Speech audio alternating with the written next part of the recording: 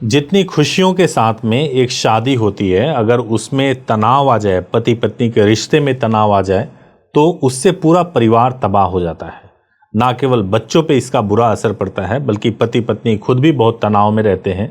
और जो माता पिता हैं उनके बारे में तो पूछिए मत, उनकी ज़िंदगी, उनके सपने, उनका बुढ़ापा सब कुछ बर्बाद हो जाता है। और बुढ़ापे में ये दिन देखना पड़े उनके लिए किसी भी तरीके से सही नहीं होता है। तो क्या ऐसे सिचुएशन से बचने के लिए आप जानते होंगे कि डिवोर्स फाइल हो सकता है, आप जानते होंगे मेंटेनेंस फाइल हो सकता है, डोमेस्टिक वायलेंस का केस फाइल हो सकता है। एडवोकेट से मिलेंगे तो सजेशन भी ऐसा ही देंगे। लेकिन क्या मैरिज काउंसलिंग एक इफ़ेक्टिव ऑप्शन हो सकता है? मैंने खुद सैकड़ों मैरिज काउंसलिंग में पार्टिसिपेट किया है और उससे सैकड़ों रिश्ते ठीक हुए हैं या किसी न किसी कंक्लूजन पे ज़रूर पहुँचे हैं। तो मैं आपको आज मैरिज काउंसलिंग पर एक डिटेल में बात करेंगे और मेरे साथ एक बहुत ही अनुभवी एडवोकेट हैं, एडवोकेट स्वाति सिंह जी, जो कि दिल्ली हाई कोर्ट में प्रैक्टिस करती हैं। स्वाति जी, आपका बहुत बहुत स्वागत है। नमस्कार। तो आपका ओपिनियन क्या है मैरिज काउंसलिंग के ऊपर? आपको क्या लगता है कि मैरिज काउंसलिंग से वास्तव में जो ये रिश्ते हैं वो ठीक होते हैं? मुझे बिल्कुल लगता है कि मैरिज काउंसलिंग करने से रिश्ते ठीक होते हैं। हाँ। बिगड़ते हुए बहुत सारे रिश्तों को संभलते हुए देखा है मैंने। मैरिज काउंसलिंग अगर किसी भी स्टेज पे कपल को लग रहा है कि उनके बीच में मनमुटाव हो रहा है या फिर मतभेद हो रहा है या कुछ भी ऐसा लग रहा है कि उनका रिश्ता खराब की तरफ जा रहा है, तो उनको जरूर एक बार काउंसलिंग के बारे में सोचना चाहिए। ओके। जैसा आपका अनुभव है, आपने बहुत सारे काउंसलिंग्स में, मैरिज काउंसलिंग्स में मतलब पार्टिसिपेट किया है, आपने उसको लीड किया है। तो कुछ क्वेश्चंस मैं आपसे पूछना चाहती हूँ। मेरा पहला सवाल ये है कि किस स्टेज पे जाके एक कपल को मैरिज काउंसलिंग की जरूरत पड़ती है और ये उनको कैसे समझ आएगा कि अब हमें काउंसलिंग करनी चाहिए, लेनी चाहिए? बिल्कुल सही बात है। देखिए क्या होता है कि आम परिवारों में ऐसी धारणा होती है, अगर आपका डिस्प्यूट चल रहा है, हस्बैंड और वाइफ का डिस्प्यूट चल रहा है, और दूसरी पार्टी को, यानी अगर हस्बैंड ने किसी एडवोकेट से कांटेक्ट भी कर लिया, तो वाइफ को लगता है कि अब तो ख़त्म हो गया, क्योंकि आप वकीलों के पास चले गए, एडवोकेट्स के पास चले गए। तो वो उसको इतना निगेटिवली लिया जाता है और कोशिश किया जाता है कि अपने लेवल पे ही इसको सुलझाया जाए। सबसे ज़्यादा प्रॉब्लम क्या होता है कि जब पति और पत्नी आपस में अपने डिस्प्यूट को सुलझा रहे होते हैं, तो या तो उनके बीच में कोई कम्युनिकेशन ही नहीं होता। अगर कम्युनिकेशन होता है तो केवल और केवल उन बातों पे होता है जो उनके निगेटिव पार्ट्स हैं, जो निगेटिव चीज़ें हैं, एक दूसरे के ऊपर ब्लेम करके होता है। कुछ ऐसी चीज़ें होती है जो एक दूसरे के बारे में पॉजिटिव भी होती है, जो नहीं बताया जाता है। दूसरा जो चीज़ है कि अगर फैमिली वाले भी आपस में बैठ जाएं और फैमिली वाले बैठ करके सुलझाने की कोशिश कर रहे हैं, तो वो भी शर्तें लगाने या एक दूसरे से नेगेटिव चीज़ों पे ही, कि आपकी बेटी ये करती है या आपका बेटा ये करता है, उन्हीं पे सारा डिस्कशन चलता है। एक मेथड के साथ में कोई डिस्कशन नहीं होता जिसमें दोनों के इमोशंस को समझा जाए और दोनों एक दूसरे के लिए क्या पॉजिटिव सोचते हैं, अब उनके रिश्ते में क्या पॉजिटिव है ये बताया जाए, उनके रिश्ते में कौन कौन से ऐसे निगेटिव चीज़ है जिसको ठीक किया जा सकता है ये बताया जाए। ये आपको काउंसलिंग से ही पता चल सकता है। तो इसलिए ये बहुत ही इफ़ेक्टिव मेथड है।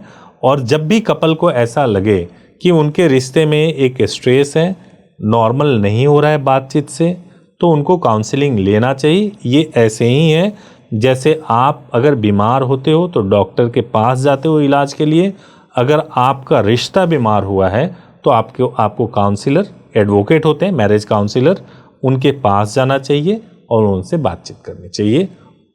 इससे ज़रूर आपको सोल्यूशन मिलेगा। इसी के रिगार्डिंग मेरा एक और क्वेश्चन है कि जो मैरिज काउंसलिंग होती है वो हस्बैंड वाइफ को अकेले लेनी चाहिए, सिर्फ हस्बैंड और वाइफ, या फिर क्योंकि जब प्रॉब्लम्स क्रिएट होने लगती हैं तो फिर फैमिली मेंबर्स भी इंक्लूड हो जाते हैं उसके अंदर। सास से भी दिक्कत हो रही है, नंद से भी दिक्कत हो रही है, सबसे दिक्कत हो रही है। तो लोग कहते हैं कि फैमिली सोचती है कि काउंसलिंग हम सब एक साथ लेंगे, फैमिली काउंसलिंग लेंगे। तो मेरा क्वेश्चन ये है कि हस्बैंड वाइफ को पहले काउंसलिंग अपने आप को समझने के लिए लेनी चाहिए या फैमिली भी इम्पोर्टेंट है? देखिए, सबसे पहले तो हस्बैंड और वाइफ को ही लेना चाहिए, क्योंकि वही उस रिश्ते के फाउंडेशन में है। तो जब हस्बैंड और वाइफ से बातें की जाएंगी, जब उनके प्रॉब्लम्स को सुना जाएगा, उसके बाद पता चलेगा कि और किसको इसमें इन्वॉल्व करना है उनके प्रॉब्लम्स के हिसाब से। अगर ऐसा लगता है कि उनके फादर इन लॉ को या फादर मदर को शामिल करना है तो उनको भी शामिल किया जा सकता है, but not at initial stage. मेरा इसमें ये मानना है इसके साथ ही कि जो मेन चीज फाउंडेशन जो आपने शब्द यूज किया वो हस्बैंड और वाइफ है। इन दोनों के बीच में अगर सारी चीजें ठीक है तो ये लोग बाकी फैमिली मेंबर्स को और सारी सिचुएशंस को हैंडल कर सकते हैं। बिल्कुल बिल्कुल बिल्कुल बिल्कुल। तो आपस में हस्बैंड वाइफ को ही बैठकर अपने सारे जो जितने भी इश्यूज हैं पहले उनको रिजॉल्व करना चाहिए, और उन इश्यूज के साथ अगर वो काउंसलर के पास जा रहे हैं तो अपने सारे इश्यूज उन लोगों को बताने चाहिए और अपने आपस के मतभेद को पहले खत्म करना चाहिए। मैं आपको एक छोटा सा एग्जांपल देना चाहता हूं कि मैंने एक मैरिज काउंसलिंग रिसेंटली मैंने उसको किया था, और देखिए उसमें क्या था, दोनों में 1.5 साल से कोई कम्युनिकेशन नहीं था हस्बैंड और वाइफ के बीच में। परिवार वाले एक दूसरे को समझा करके थक चुके थे। अब क्या है कि मेरे से लीगल एडवाइस जो लिया वो हस्बैंड ने लिया था, और हस्बैंड से बातचीत मेरी 2-3 बार हो चुकी थी। मैंने सजेस्ट किया कि आपको मैरिज काउंसलिंग करवाना चाहिए, अगर आप कहें तो मैं आपकी वाइफ से भी बात करता हूँ। मैंने बात किया वाइफ से भी। वाइफ से जब मैंने आधे घंटे तक बात किया तो वाइफ ने बातों बातों में 2-4 बातें, बहुत सारी शिकायतें हस्बैंड से थी, लेकिन 2-4 बातें ऐसी भी बताई कि वो अपने हस्बैंड से कितना प्यार करते हैं या कितना प्यार करती थी। मेरी जब फिर हस्बैंड से बात हुई, जब मैंने उनको कहा, इन दोनों की बातें सुनने के बाद से मैंने ऑफिस में बुलाया और मैंने कहा 3 सेशन चलेगा। एक सेशन में मैंने वाइफ को पूरा सुना और उसको नोट डाउन किया गया, कुछ उनके होमवर्क्स दिए गए या कुछ ऐसे क्वेश्चन थे जो उनके मैरिज से रिलेटेड थे, वो सारे रिटन में और वर्बल बातचीत की गई। दूसरे सेशन में जो है हस्बैंड के साथ में हुआ और तीसरे सेशन में साथ में हुआ। इन तीनों सेशन के एंड में जो हुआ, मैंने वो पॉजिटिव बातें जो कि हस्बैंड ने वाइफ के लिए बताई थी और वाइफ ने हस्बैंड के लिए बताई, जब मैंने ये बातें बताई कि आपके हस्बैंड का सोच ये है आपके लिए, तो वाइफ रोने लगी। और जब वाइफ के सामने हस्बैंड की सोच बताई कि पॉजिटिव चीज़ें कि ये है आपके बारे में, पहले ज्वाइंट मीटिंग से पहले ये बताई, दोनों एकदम भावुक हो गए, इमोशनल हो गए, रोने लगे।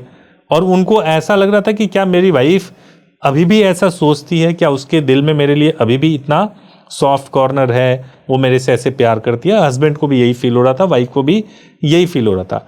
जब मैंने साथ में बैठाया दोनों को और मैंने कहा कि अब आप अपने प्रॉब्लम्स के ऊपर बात कीजिए, तो कोई प्रॉब्लम ही नहीं था, तब तक सॉर्ट आउट हो गया था। बस छोटी छोटी चीजें थी, तुम ये कर लेना, तुम वो कर लेना, और ऐसे हम कर लेंगे तो एडजस्ट हो जाएगा, कुछ नहीं, बस 10 मिनट के अंदर खत्म हो गया। उसका रीजन ये भी था कि उनके अंदर कभी अच्छी चीजें कम्युनिकेट ही नहीं, क्योंकि कैसे होंगी जब वो आपस में बात कर रहे हैं तो केवल जो डिस्प्यूटेड पॉइंट्स है उस पे बात हो रही है। जब परिवार वाले बैठ रहे हैं तो वो डिस्प्यूटेड पॉइंट्स पे बात कर रही है, लेकिन आपकी वाइफ के मन में आपको लेकर के कौन कौन से पॉजिटिव पॉइंट्स हैं वो तो कभी बाहर ही नहीं आ रहा है। आपके हस्बैंड के मन में कौन कौन से पॉजिटिव पॉइंट है जो कभी नहीं आ रहा है। तो ये एक बहुत बड़ी बात है। मुझे लगता है कि ये एक, इससे अगर चाहेंगे हमारे ऑडियंस तो वो समझ सकते हैं कि मैरिज काउंसलिंग का क्या इंपॉर्टेंस होता है। मैरिज के अंदर जरूरी नहीं होता कि अगर आपकी लड़ाई झगड़ा आपका चल रहा है तो आप सिर्फ लड़ाई नेगेटिव इन सब पे बात करते रहे। आपको थोड़ा अपने आप को समझना होगा, थोड़ा अपने आप को संभालना होगा कि आप किस धर्रे पे अपने रिलेशन को लेके जा रहे हैं। उसमें अप्रिसिएशन भी बहुत ज्यादा जरूरी होता है। उसके अंदर आपकी सब चीजों को भूल के एक नए तरीके का आपका कन्वर्सेशन बहुत ज्यादा जरूरी होता है। जो आपने एग्जांपल दिया, इसके अंदर ये अगर कम्युनिकेट उनको पहले ही हो जाता तो शायद यहाँ तक बात ही नहीं आती, 1.5 साल उनको अलग नहीं रहना पड़ता। तो इसका मतलब जो कम्युनिकेशन होता है वो पॉजिटिव नहीं हो रहा था उनके बीच। क्योंकि मेरी समझ ये है, क्योंकि कई बार क्या होता है कि रिश्ता एक बहुत ही इमोशनली हर्ट हो गया, कोई एक पार्ट हर्ट हो गया और उसके बाद से वो बढ़ता चला गया और फिर कोई अपनी तरफ से इनिशिएट नहीं करता है कि भाई कौन बोलेगा पहले,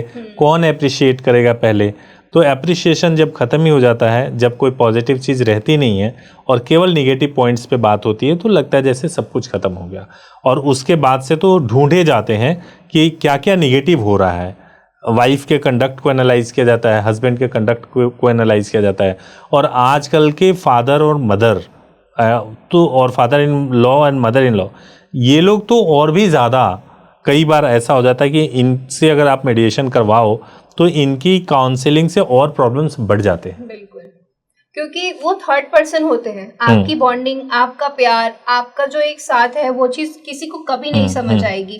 अगर हस्बैंड अपने पेरेंट्स को बताएंगे तो वो सिर्फ अपने बच्चे के हिसाब से सोचेंगे। उसी तरीके से अगर वाइफ अपने पेरेंट को बताएगी तो फिर वो सिर्फ एक अपनी बेटी के हिसाब से सोचेंगे कि मेरी बेटी को ये तकलीफ वो सोचते नहीं है खाली, वो इतने नेक्स्ट लेवल तक पहुंच जाते हैं सोचने और इमेजिनेशन में कि वो सब कुछ सोच लेते हैं कि भाई इतनी निगेटिविटी अपने मन में पाल लेते हैं। जैसे बहू के लिए जो है इतनी निगेटिविटी पाल लेंगे, या अगर दामाद है तो उसके लिए इतनी निगेटिविटी पाल लेंगे कि वो आपस की बॉन्डिंग नहीं समझ पाते हैं। कुछ रिलेशंस होते हैं जो बिल्कुल भी हेल्दी नहीं होते, तो वो एक्सेप्शनल होती हैं चीजें। बट ऐसे में भी अगर मान लीजिए कि आप मैरिज काउंसलिंग करवा रहे हो, तो मैरिज काउंसलिंग में आपको ये पता चल गया कि ये रिलेशन नहीं ठीक हो सकता, तो कंक्लूड हो जाता है कि भाई ठीक है, अगर आप नहीं रह पाओगे, जैसे एक बंदा एकदम एडमेंट है कि उसको इससे जाना ही जाना इस रिश्ते से, क्योंकि उसका संबंध कहीं और है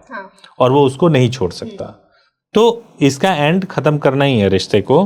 तो उसमें ये है कि फिर होता है कि भाई आप म्यूचुअली कर लो, आप जो भी कंपनसेशन, जो भी आपको एलिमनी मेंटेनेंस देना है दूसरी पार्टीज को, आप दो और एमिकेबली कर लो, तो कंक्लूड तो हो ही जाता है। काउंसलिंग इस मायने में भी बहुत अच्छी है कि जब अगर दोनों लोग एक साथ मान लेते हैं कि अगर हस्बैंड है उसको नहीं रहना है वाइफ के साथ और वो कम्युनिकेट ही नहीं कर पा रहा है इस चीज को, बस वो लिंगर ऑन किए जा रहे हैं, एक दूसरे को टॉर्चर कर रहे हैं, हरासमेंट कर रहे हैं, बच्चों का फ्यूचर बर्बाद कर रहे हैं, तो अगर आप एक पॉइंट पे नहीं एक दूसरे को कम्युनिकेट कर पा रहे हैं, पेरेंट्स के थ्रू नहीं कम्युनिकेट कर पा रहे हैं, तो आप दोनों लोग जाइए काउंसलर के पास बैठिए, वहाँ आप बहुत ईजिली कन्वे कर सकते हैं। बिल्कुल बिल्कुल। क्यों आप एक दूसरे की लाइफ बर्बाद करें। बिल्कुल। इस मायने में भी काउंसलिंग बहुत ज्यादा जरूरी और इम्पोर्टेंट होती है। बिल्कुल। मैं आपसे पूछना चाहूंगी कि अगर किसी भी कपल को मैरिज काउंसलिंग लेनी है तो उसको सबसे पहला स्टेप क्या फॉलो करना चाहिए, मतलब क्या लेना चाहिए? इस वीडियो में ही एक मोबाइल नंबर है, आप उस मोबाइल नंबर पे कॉल कीजिए। कॉल करने के बाद से आप अपॉइंटमेंट बुक कर सकते हैं। आप 2 तरीके से बुक कर सकते हैं। आप डायरेक्टली काउंसलिंग के लिए बुकिंग कर सकते हैं। 3 सेशन होगा काउंसलिंग में, मिनिमम 3 सेशंस इज़ रिक्वायर्ड, जिसमें हस्बैंड और वाइफ को दोनों को दिल्ली आना होगा, दिल्ली में होगा, और अगर आप कंफर्टेबल नहीं है तो वर्चुअल भी हो सकता है। इसमें सर काउंसलिंग की क्या फीस रहती है, मिनिमम मैक्सिमम? देखिए, अब ये वीडियो में तो नहीं बताया जा सकता है, लेकिन 5 to 10,000 पर सेशन के हिसाब से होता है। ठीक है। मुझे ऐसा लगता है कि अगर किसी फैमिली में हस्बैंड वाइफ सफ़र कर रहे हैं तो वहाँ पे जो पेरेंट्स हैं, चाहे वो लड़के की तरफ से हो या लड़की की तरफ से हो, उन लोगों को इस चीज़ के लिए इनिशिएट करना चाहिए। क्योंकि मेरा ऐसा एक्सपीरियंस है कि चाहे वो हस्बैंड है या वाइफ है, वो सारी बातें खुल के अपने पेरेंट्स को नहीं बता सकते, लेकिन वो चुप चुप रह के चीज़ों को, उनका रिलेशन खराब होता रहता है। इसमें आपका क्या कहना है? मैंने कई काउंसलिंग में तो ऐसा देखा है कि जब मैं सबसे पहले, अगर मान लीजिए कभी ऐसा हुआ कि पेरेंट्स ने फोर्स किया कि पहले हम मिलेंगे, उसके बाद कपल मिलेंगे, और पेरेंट्स बहुत एजुकेटेड और पढ़े लिखे हैं, जब वो आते हैं मिलने के लिए तो ऐसा पता चलता है वो रात के 12 बजे क्या हो रहा था हस्बैंड वाइफ के कमरे में, वो ये भी जानते हैं। वो ये भी जानते हैं रात को 2 बजे उनके कमरे में क्या हो रहा था, कैसी आवाज़ें आ रही थी। वो ये भी जानते हैं कि सुबह में जब बहू जगी और जग करके अपने कमरे से बाहर आई तो उसके एक्सप्रेशंस क्या हैं, और वो इस हद तक भी एनालाइज करते हैं, जो कि सही नहीं है। मेरा मानना है कि आपका कंसर्न बिल्कुल जेन्युइन है। आप चिंतित हो सकते हो आज के माहौल के हिसाब से, आपको टेंशन होगी, आपका इकलौता बेटा या बेटी हो सकती है, आप उससे ज़रूर स्ट्रेस में रहोगे अगर उनका शादीशुदा जीवन नहीं सही चल रहा है। तो अगर स्ट्रेस में आप हो तो आप काउंसलिंग कराओ, आप एक्सपर्ट मत बनो, क्योंकि जब आप खुद एक्सपर्ट बनोगे ना तो आपको कभी भी आपका बेटा या आपकी बेटी वो सारी बातें नहीं बता सकता। और अगर वो बता रहा है कि उसके वाइफ के साथ किस तरीके का रिलेशन है बंद कमरे के अंदर, या वाइफ बता रही है अपने पेरेंट्स को कि हस्बैंड के साथ कैसा रिलेशन है बंद कमरे में, तो ये बहुत ही सीरियस बात है कि आप काउंसलर के पास ले जाओ। आप खुद काउंसलर को रिक्वेस्ट करो कि इनको समझाओ कि ये सब बातें पेरेंट्स को नहीं कम्युनिकेट की जाती हैं। इसकी वजह से भी बहुत सारी चीज़ें र्यूमर्स में और बहुत सारी चीज़ें ऐसे हो जाती है जो सेटल नहीं हो पाती बाद में। तो ये बहुत इंपॉर्टेंट होता है। मुझे लगता है आप अपने बच्चे से प्यार करते हैं तो पहला स्टेप यही है, आप कहीं पर भी करवाओ लेकिन मैरिज काउंसलिंग करवाओ, फिर आप दूसरे ऑप्शंस को, लीगल ऑप्शंस को एक्सप्लोर करो। उम्मीद है कि इससे जो है हमारे दर्शकों को लाभ मिला होगा। तो आप इस वीडियो में आई, thank you so much. Thank you so much.